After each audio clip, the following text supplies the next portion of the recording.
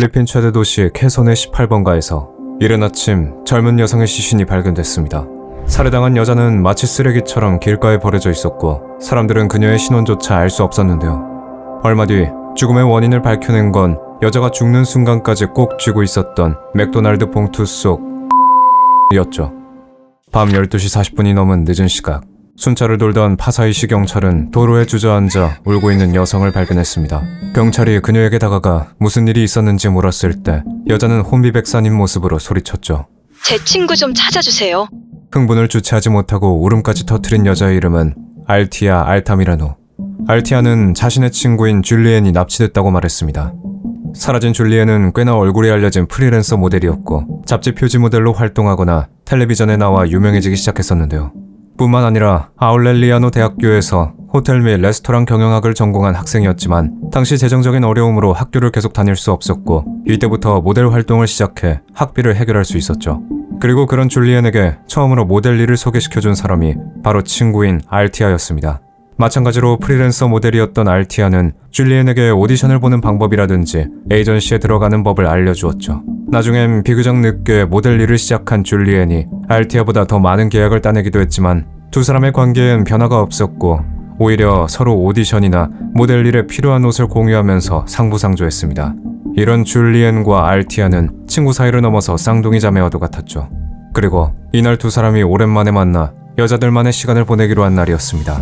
쇼핑몰에서 만난 줄리엔과 알티아는 영화를 본 뒤 한동안 쇼핑몰 안을 돌아다녔죠. 그러다가 밖으로 나온 두 사람은 다른 친구와 만나기 위해 택시를 잡은 뒤 세계무역센터 근처에 내렸습니다.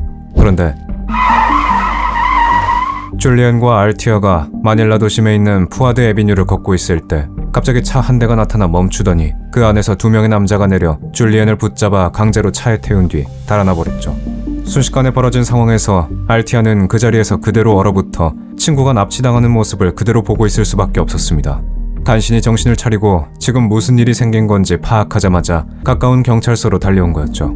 알티아는 친구를 찾기 위해 충격을 받은 상태에서도 당시 납치범들의 특이사항을 기억해내기 위해 애썼습니다. 남자들의 외모나 입었던 옷, 그리고 줄리엔을 태우고 사라진 차의 종류 같은 걸 말이죠. 당장 범인들을 추격할 단서는 되지 않았지만 경찰은 어떻게든 사라진 줄리엔을 찾으려 했습니다. 그러나 줄리엔은 불과 몇 시간 뒤 싸늘한 시신으로 길거리에서 발견됐죠. 친구가 죽어서 발견됐다는 소식을 들은 알티아는 공포에 떨었습니다. 그녀는 납치 현장을 목격한 유일한 목격자였고 어쩌면 줄리엔을 살해한 납치범들이 이 사실을 알고 찾아와 자신도 죽일 수 있다는 생각에 겁에 질렸죠. 하지만 경찰은 납치범을 봤던 알티아의 진술이 무엇보다 필요했습니다. 아주 작은 기억이라도 범인들을 찾을 수 있는 단서가 될 수 있기 때문이었는데요. 하지만 경찰이 알티아에게 추가 진술을 받을 수 있는 기회는 오지 않았습니다. 왜냐하면 줄리엔의 시신이 발견되고 얼마 지나지 않아 이번엔 알티아가 사라졌기 때문이었죠.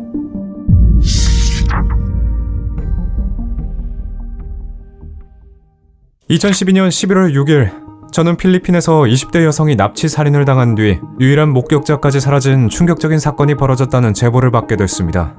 필리핀 경찰은 피해자인 20세 줄리엔 로델라스의 죽음과 알티아의 행방을 알기 위한 도움을 요청해왔는데요. 줄리엔의 시신이 발견된 직후 현지 경찰이 그녀에게 협조를 요청했을 때 알티아의 동생인 찰리 알티미라노는 알티아가 자신이 다음이 될지도 모른다는 생각에 겁에 질려 있다는 말을 전해왔었고 그 이후 경찰은 알티아와 어떠한 접촉도 할 수 없었다고 했죠. 목격자가 겁에 질려 숨은 상황에서 저는 우선적으로 발견된 줄리엔의 시신에서 단서를 찾으려고 했습니다. 줄리엔의 사인은 얼굴과 가슴에 난 총상 때문이었죠. 실제 줄리엔이 발견된 건 11월 6일 오전 5시 30분이었고 그녀가 발견된 캐손 18번가에선 5시쯤 총소리를 들었다는 제보자가 있었습니다. 또한 같은 시간에 줄리엔이 발견된 곳에서 검은색 미쓰시비 몬테로 차량을 봤다는 사람도 있었죠. 그런데 시신에서 한 가지 특이한 점이 발견됐는데요. 그건 그녀가 죽는 순간까지 손에 맥도날드 봉투를 쥐고 있었다는 겁니다. 그 안엔 먹지 않은 더블 치즈버거와 영수증이 있었고 저는 영수증을 확인하자마자 의아해할 수밖에 없었죠. 그건 영수증에 찍힌 구매 시간이 그녀가 발견된 오전 5시 30분에서 약 3시간 정도 전인 오전 2시 33분이었기 때문이었습니다. 그렇다면 알티아가 사라지기 전 경찰에게 말했던 대로 줄리엔은 오전 12시 30분쯤 납치된 뒤 불과 2시간 만에 맥도날드에서 유유히 햄버거를 샀다는 걸까요? 저희는 일단 줄리엔이 직접 결제를 한 건지 확인하기 위해 해당 매장인 맥도날드 UN 에비뉴 지점의 CCTV를 확인했는데요. 오전 2시 33분 치즈버거를 산 건 줄리엔이 아닌 의문의 남성이었습니다. 20대 후반에서 30대 초반으로 보이는 이 남성은 줄리엔이 가지고 있던 영수증에 찍혀있던 대로 문제의 시간에 치즈버거 2개를 구매했지만 그의 주변이나 매장 내부에서 줄리엔의 모습은 보이지 않았죠. 그때 함정님, 납치 차량으로 의심되는 차를 찾았습니다. 목격자의 증언대로 차량에 대한 추가 조사를 한 결과 TW0505라는 번호판의 검은색 미쓰비시 몬테로를 찾을 수 있었고 그 차량은 로젤리나 캠보아라는 여성의 이름으로 등록되어 있다는 걸 알 수 있었습니다. 그런데 저희는 추가적으로 어느 제보자로부터 문제의 차량에 대한 예상치 못한 정보를 얻게 되었는데요. 그건 자신의 집 근처에 종종 검은색 미쓰비시 몬테로가 나타난다는 거였고 운전자는 항상 30대 남성이었다는 거였죠. 거기다가 언제나 자신의 이웃에 사는 사람이 30대 남성이 운전하는 미쓰비시 몬테로를 타고 가는 걸 봤다고 했는데 제보자가 말한 이웃집 사람은 다름 아닌 줄리엔의 친구이자 유일한 목격자인 알티아였습니다. 그 순간 줄리엔이 납치당한 걸 봤다는 알티아의 핵심적인 증언이 무너지기 시작했죠. 저희는 즉시 알티아와 납치 차량을 운전한 남자와의 관계를 알아내려 했습니다. 그렇게 차량이 등록된 명의자에게 아들이 한 명 있다는 걸 알게 됐는데요. 차의 주인 로젤리나 캠보아의 아들인 페르난도 키암바우 주니어의 사진을 보자마자 탄식이 나올 수밖에 없었죠. 왜냐하면 그 얼굴은 분명 맥도날드에서 치즈버거를 사는 의문의 남성과 아주 많이 닮아 있었기 때문입니다. 사건은 점점 더 예상치 못한 방향으로 구체화되어 갔고 저희는 사라진 알티아를 찾아 페르난도와의 관계와 그녀가 어떻게 그리고 얼마나 줄리엔의 납치 사건에 관여된 건지 알아내야 했죠. 하지만 가족을 통해서도 알티아와 페르난도를 찾을 수 없었고 저는 현지 경찰의 협조를 얻어 두 사람의 집 앞에서 각각 잠복을 하기로 결정했습니다. 근처에 감시 카메라를 설치했고 두 사람이 의심하지 않도록 최소한의 인원만 배치했죠. 그리고 감시는 줄리엔이 사라진 날로부터 나흘 뒤인 11월 10일까지 이어졌습니다. 알티아의 집과 마찬가지로 페르난도의 집 앞은 고요했고 집안에 사람의 기척도 느껴지지 않는 것 같았죠. 그런데 오후 6시가 조금 넘은 시각 저기 누가 나오는데요? 누군가 페르난도의 집 현관문을 열고 나오는 게 보였습니다. 꽤나 중후한 차림새를 보고 저희는 페르난도의 아버지일 거라 생각했지만 멀리서 어렴풋 보이는 얼굴은 분명 맥도날드에서 치즈버거를 사는 얼굴과 같았죠. 자신의 아버지 옷까지 입고 은밀한 외출을 하는 페르난도를 보고 저는 그가 분명 캐손을 떠나 도망칠 계획일 거라 생각했습니다. 아니나 다를까 페르난도는 집에 있던 또 다른 차량인 토요타 이노바를 탔고 저희는 그 뒤를 쫓았죠. 그렇게 페르난도를 쫓아 도착한 곳은 캐손에서 1시간 넘게 떨어진 지방도시인 아필릿이었는데요. 저는 페르난도가 왜 도망칠 공항이나 항구가 없는 작은 도시에 왔는지 의문이었죠. 하지만 그 의문은 얼마 지나지 않아 페르난도가 차에서 내린 뒤 풀렸습니다. 그는 도주를 하기 전 누군가와 접촉을 하기 위해 그곳에 온 거였고 그건 바로 알티아였죠. 저희는 그 자리에서 두 사람을 체포했습니다. 알티아와 페르난도는 곧바로 캐손으로 이송됐고 얼마 지나지 않아 맥도날드 영수증과 CCTV 영상을 증거로 줄리엔에 대한 납치와 살인 혐의로 강도 높은 신문을 받았죠. 두 사람 중 먼저 무너진 건 알티아였습니다.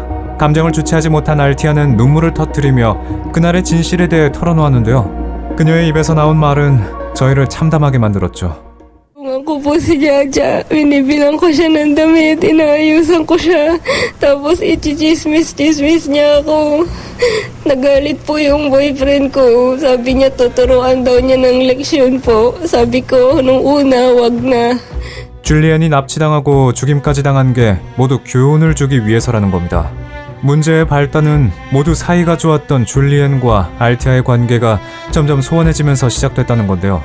어느 날부터 알티아는 자신에 대한 안 좋은 소문이 퍼지는 걸 알았고 그 소문의 근원지가 줄리엔이었다고 했죠. 알티아의 주장은 줄리엔이 알티아에게 숨겨진 아이가 2명 있다는 소문을 냈다는 거였습니다.